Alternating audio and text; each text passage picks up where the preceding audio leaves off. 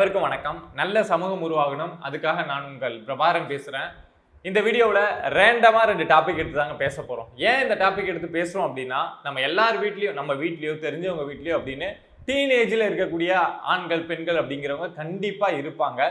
So அவங்க அதிகமாக பயன்படுத்தக்கூடிய ஒரு விஷயம் இந்த காலகட்டத்தில் அப்படின்னு பார்த்தோம்னா சோஷியல் மீடியா தான். ஸோ இந்த சோஷியல் மீடியாவை நல்லபடியாக யூஸ் பண்ணுறவங்க நிறைய பேர் இருக்காங்க. பட் அதனால் வீணாக போகிறவங்க அப்படிங்கிறதும் நிறைய பேர் இருக்காங்கல்ல. இது சம்மந்தமாக நம்ம ஆல்ரெடி நிறைய வீடியோ அப்படிங்கிறது போஸ்ட் பண்ணியிருந்தோம். இந்த டார்க் வெப் அப்படிங்கிற விஷயம் எப்படி நடந்துட்டுருக்கு, டேட்டிங் ஆப்ஸ் அப்படிங்கிற பேரில் என்னென்ன விஷயங்கள், என்னென்ன கேவலங்கள்லாம் நடந்துட்டுருக்கு அப்படின்னு சொல்லிட்டு ஆல்ரெடி ஒரு 2-3 வீடியோ இது சம்மந்தமாக நம்ம எடுத்து பேசியிருந்தோம். நீங்களும் உங்ககிட்ட இருந்தும் அதுக்கு ஒரு பெரிய ரெஸ்பான்ஸ் அப்படிங்கிறது இருந்தது. ஸோ அதனால தான் இப்போ நிறைய சம்பவம் இதை மாதிரி நடந்துட்டுருக்கு. அதில் ஒரு 2 சம்பவம் பார்த்த உடனே என்னடா இப்படி நடக்குது அப்படின்னு நம்ம முகத்தை சுழிக்க வைக்கக்கூடிய சம்பவம் இருக்கும்ல. ஸோ அந்த சம்பவத்தை உங்க கூட ஷேர் பண்ணணும் அப்படின்னு நினைச்சேன். ஏன்பா இந்த சம்பவத்தை நம்ம கேட்கணும் அப்படின்னா, அப்பதான் நாம அவேரா இருக்க முடியும். நம்ம வீட்டில் பிள்ளைகள் இருப்பாங்க, பக்கத்து வீட்டில் இருப்பாங்க, எதிர்த்த வீட்டில் இருப்பாங்க. அப்படிங்கிறப்போ அவங்களுடைய ஆக்டிவிட்டிஸ் எப்படி இருக்கு, அவங்க எப்படி மொபைல் யூஸ் பண்றாங்க, அவங்களுடைய உலகம் எப்படி இருக்கு அப்படிங்கிறத தெரிஞ்சுக்கிட்டா மட்டும்தான் நாம இந்த மாதிரி விஷயத்துல நம்ம வீட்டில் வளரக்கூடிய பிள்ளைகளை வந்து ரொம்ப பாதுகாப்பாக வச்சுக்க முடியும். ஃபர்ஸ்ட் விஷயம் என்ன அப்படின்னா, ஆவடியை சேர்ந்த ஒரு 8வது படிக்கக்கூடிய ஒரு பெண் குழந்தைங்க, 8வது தான் படிச்சுட்டு இருக்காங்க, வயசு 14 தான். தாத்தா பாட்டியோட அரவணைப்பில் தான் வளர்றாங்க. பட் தாத்தா பாட்டி அப்படிங்கிறதுனால அவங்கள சின்ன வயசுலேயே ஒரு பேத்தி வந்து ரொம்ப அடம் பிடிச்சி கேட்குது அப்படின்னா மொபைல் வாங்கி கொடுத்துருவாங்கல்ல, அது இயல்பு தானே. ஸோ அதை மாதிரி ஒரு மொபைல் அப்படிங்கிறத அந்த 8வது படிக்கக்கூடிய அந்த பெண் குழந்தை வந்து அடம் பிடிச்சி வாங்கி சோஷியல் மீடியா யூஸ் பண்ணுறது அப்படிங்கிறது ரொம்ப டைம்லாம் கிடையாது. ஒரு நைட்டு 8 to 10 அப்படிலாம் கிடையாது. நைட்டு ஃபுல்லாக தூக்கம் வர வரைக்கும் சோஷியல் மீடியா பார்க்குறது, எழுந்த உடனே இன்ஸ்டா பேஜை ஓப்பன் பண்ணுறது, எஃபியை ஓப்பன் பண்ணுறது அப்படின்னு இப்படியே இருந்திருக்காங்க. ஸோ இவங்களுக்கு இந்த 8வது படிக்கக்கூடிய இந்த மாணவிக்கு வந்து ஒரு 3 மாதத்துக்கு முன்னாடி பொள்ளாச்சியை சேர்ந்த, இவங்க இருக்கிறது சென்னை ஆவடியில், பொள்ளாச்சியை சேர்ந்த சூர்யா அப்படிங்கிற நபர் கூட இன்ஸ்டாவில் வந்து ஒரு 3 மாதத்துக்கு முன்னாடி பழக்கமாகுது. ஸோ அது வரைக்கும் சோஷியல் மீடியாவில் அது இதுன்னு பார்த்துட்டு இருந்த இந்த மாணவி வந்து அதுக்கப்புறம் தொடர்ச்சியாக அந்த சூர்யா கூட பேச ஆரம்பிக்கிறாங்க, இன்ஸ்டாவில் பேச ஆரம்பிக்கிறாங்க, கால் பண்ணி பேச ஆரம்பிக்கிறாங்க. அது அந்த ஏஜில் என்ன பண்ணுவாங்க அப்படின்னு தெரியல. ஸோ அதை மாதிரி காலையில் மாலையில் ஸ்கூல் போயிட்டு வந்தால் அவனுக்கு கால் பண்ணி பேசுறது, ஸ்கூல் போகிறதுக்கு முன்னாடி காலையிலே ஏஞ்சி அவங்க கூட பேசுறது அப்படிங்கிற மாதிரி இருந்திருக்காங்க. ஒரு டைமுக்கு அப்புறம் அது வந்து நைட்டில் பேசக்கூடிய விஷயமா மாறுது. நைட்டில் ஒரு டீனேஜில் இருக்கக்கூடிய அந்த சூர்யாங்கிறவனுக்கு வயசு வந்து 19, இந்த மாணவி வந்து 8th படிக்கிறாங்க, 14 இவங்களோட ஏஜ். ஸோ இவங்க 2 பேரும் நைட்டில் 12 மணி 1 மணிக்கு ஃபோன் பேசுகிறாங்க அப்படின்னா அது எந்த இடத்துக்கு எக்ஸ்ட்ரீமுக்கு போகும் அப்படின்னு தெரியும். ஸோ அதே மாதிரியே போகுது. 2 பேரும் அவன் வந்து இந்த மாணவிகிட்ட வந்து ட்ரெஸ்ஸை ரிமூவ் பண்ணு அப்படின்னு சொல்லி கேட்கறது, இதுக்கு இவங்க ஏதாவது செய்யறது, அதுக்கப்புறம் என்ன அப்படின்னு உங்களுக்கு புரிஞ்சிருக்கும். ஸோ இந்த மாதிரி அந்த சம்பவங்கள் அப்படிங்கிறது நடந்துட்டு இருக்கு.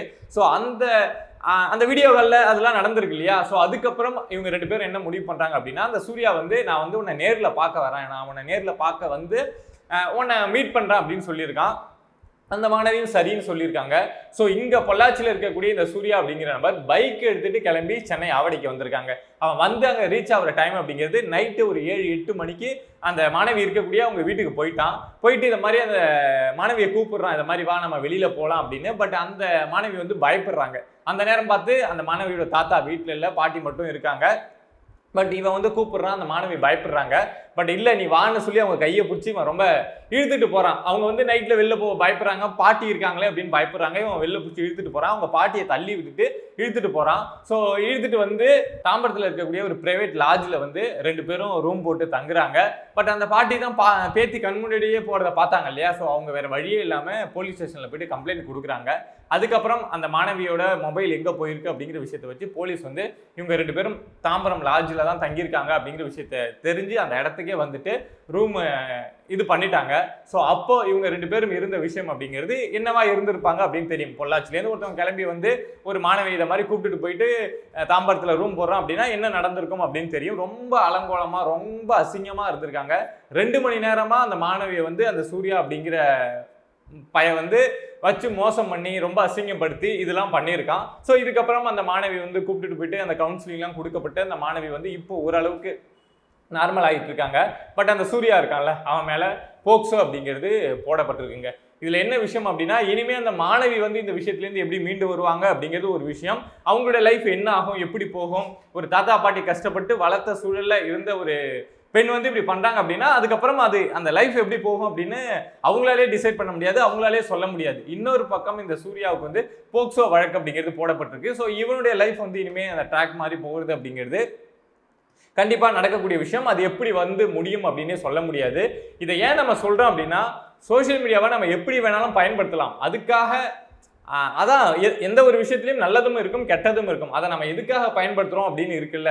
நம்ம வீட்டு குழந்தை தானே, நம்ம முன்னாடி தானே மொபைல் யூஸ் பண்ணுது அப்படின்னு விட்டுட்டு அமைதியா இருப்போம். ரூம்ல தானே இருக்குப்பா, ரூம்ல இருந்து ஃபோன் தான்ப்பா பார்த்துட்டு இருக்கு அப்படின்னு தான் இருப்போம். பட் அதுக்குள்ள இருக்கக்கூடிய விஷயங்களை நம்ம தெரிஞ்சுக்க வேண்டியது அப்படிங்கிறது ரொம்பவே அவசியம். அவங்க தெரிஞ்சோ தெரியாமலோ தான் ஒரு விஷயத்துல ஃபர்ஸ்ட் தொடக்கம் அப்படிங்கிறது தெரிஞ்சும் இருக்கலாம், தெரியாம தொடங்கலாம். ஆனா அதோட முடிவு அப்படிங்கிறது எவ்வளவு மோசமானதா வேணாலும் இருக்கும். ஸோ இதை மாதிரி விஷயங்களை நம்ம அவரா இருக்க வேண்டியது அப்படிங்கிறது ரொம்பவே முக்கியம்.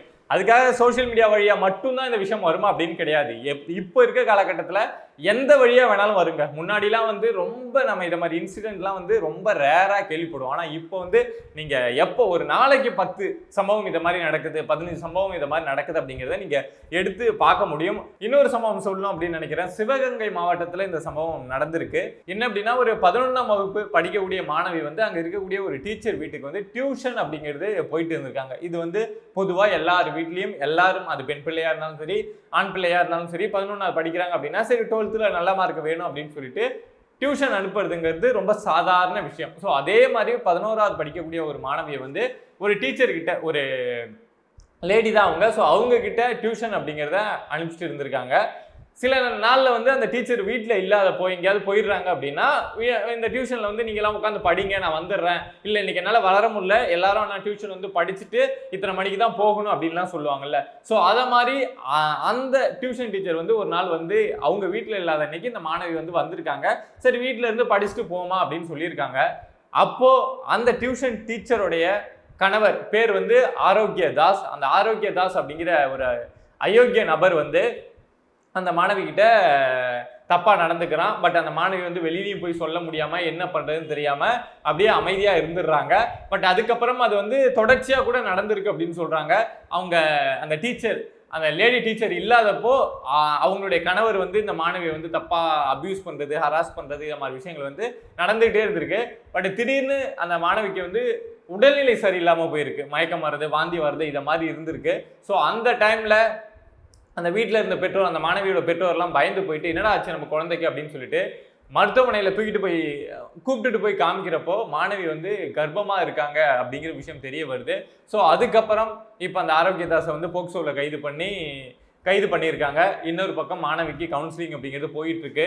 இனிமே இது வந்து எங்கேயோ ஒரு சம்பவம் இதை மாதிரி நடக்குது அப்படிங்கிறப்போ நம்ம காதில் கேள்விப்படுறப்போ ரொம்ப சாதாரண விஷயமா இருக்கும். சரி ஒரு விஷயம் கேள்விப்படுறோம், ஐயோ இப்படி நடந்துருச்சா அப்படின்னு போயிடுவோம். பட் இது நம்மளை சுற்றி நம்மளை நெருங்கி இப்படி நடக்க ஆரம்பிக்கிறப்போ, இல்லை இது நடந்தவங்க அவங்க ஃபேமிலி இருக்குல்ல, அவங்க இடத்துல இருந்து யோசிச்சு பார்க்குறப்போ இது வந்து லைஃப்ல எவ்வளவு பெரிய ஒரு ஸ்ட்ரகிளை கொடுக்கும் அப்படின்னு தெரியும். நம்ம 3வது மனுஷனா இருந்து இந்த சம்பவத்தை பார்த்தோம் அப்படின்னா ஒரு பரிதாபப்படுவோம், பாவப்படுவோம், அவ்வளோதான். பட் அவங்களுடைய இடத்துல இருந்து நீங்கள் யோசிச்சு பார்க்குறீங்க அப்படின்னா இந்த சம்பவம் வந்து லைஃப் ஃபுல்லாக அவங்க மைண்டில் வந்து வந்து வந்து வந்து ஏதோ ஒரு வகையில் ஏதோ ஒரு சந்தோஷமாக இருக்கக்கூடிய நேரத்தில் கூட ஏதோ ஒரு டிஸ்டர்பன்ஸ் அப்படிங்கிறத அவங்க மைண்டில் வந்து கொடுத்துக்கிட்டே இருக்கும். ஸோ இதுக்கு பேசிக்கான விஷயம் என்ன அப்படின்னா, சொசைட்டியில் என்ன நடக்குது, சோஷியல் மீடியா எந்த அளவுக்கு பூம் ஆகிருக்கு, இதை மாதிரி இந்த பொறுக்கிங்களும் எந்த அளவுக்கு அதிகமாகிருக்காங்க அப்படிங்கிற விஷயத்தெல்லாம் தெரிஞ்சுக்கிட்டு நம்ம குழந்தைங்களை, அது பெண் பிள்ளையாகவும் இருக்கலாம் ஆண் பிள்ளையாகவும் இருக்கலாம், இங்கே யாருக்கும் பாதிப்பு கிடையாது அப்படின்லாம் கிடையாது, எல்லாருக்குமே ஏதோ ஒரு ரூபத்தில் பாதிப்பு அப்படிங்கிறது வந்துக்கிட்டு தான் இருக்குது. ஸோ அவங்கள ரொம்ப பாதுகாப்பாக வளர்க்க வேண்டியது அப்படிங்கிறது ரொம்பவே முக்கியம். ஸோ இதை மாதிரி சம்பவங்கள் அதிகமாயிட்டு இருக்குல்ல, அதுக்கு நிறைய காரணங்கள் அப்படிங்கிறது சொல்லப்படுது. பட் ஆளாளுக்கு ஒரு காரணம் இருக்கும், இதுக்காக தான் இது அதிகமாயிடுச்சு, இதனால தான் இது அதிகமாயிடுச்சு அப்படின்னு பல காரணங்கள் சொல்லப்படலாம். பட் நமக்கு தெரியும்ல, கிரவுண்டில் இருக்கக்கூடிய ஒரு காமன் மேனா இருக்கக்கூடிய நமக்கு தெரியும்ல, இதனாலதான்ப்பா இந்த பிரச்சனை அதிகமாயிடுச்சு அப்படின்னு. ஸோ அதை மாதிரி எந்த விஷயத்த நீங்க பாயிண்ட் அவுட் பண்ணி சொல்லணும் அப்படின்னு நினைக்கிறீங்க அப்படிங்கிறத மறக்காம கமெண்ட் பாக்ஸ்ல கமெண்ட் பண்ணுங்க. அதே மாதிரி பிரபா டாக்ஸ் சேனலை சப்ஸ்கிரைப் பண்ணி சப்போர்ட் பண்ணுங்க. ஏன்னா நீங்க இருக்கீங்க அப்படிங்கிற நம்பிக்கையில தான் நான் இங்க இருந்து பல விஷயங்களை எடுத்து பேசிட்டு இருக்கேன். நன்றி.